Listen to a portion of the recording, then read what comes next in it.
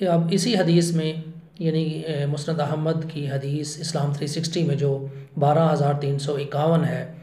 اور research paper میں آپ کی سیریل نمبر 18 پر یہ پہلی حدیث ہے، اس کے مطابق ایک بدری صحابی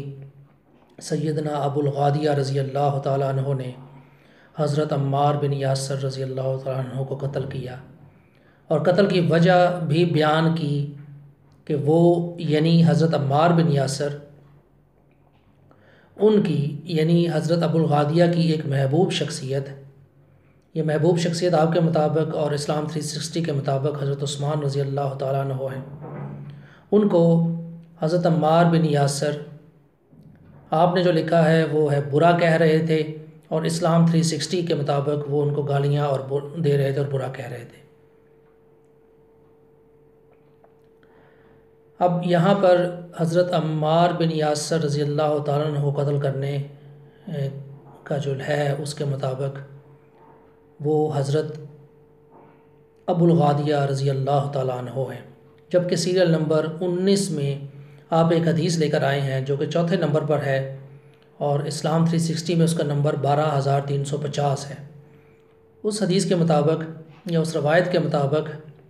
دو آدمی جن میں سے ہر ایک کا یہی دعویٰ تھا کہ اسی نے عمار کو قتل کیا ہے، اب ان حدیث کو دیکھ کر کون یہ فیصلہ کرے کہ حضرت عمار بن یاسر رضی اللہ تعالیٰ عنہ کو قتل کس نے کیا، اگرچہ اس حقیقت سے انکار نہیں کہ انہیں جنگ صفین میں قتل کیا گیا تھا، لیکن یہ فیصلہ کون کرے کہ ان کو ایک بدری صحابی حضرت ابو الغادیہ رضی اللہ تعالیٰ عنہ نے قتل کیا یا پھر ان دو میں سے کسی ایک نے۔ اس تضاد کے حوالے سے آپ کیا کہتے ہیں؟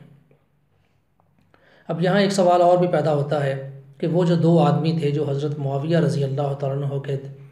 ہاں آئے اور دونوں نے یہ کلیم کیا کہ ان میں سے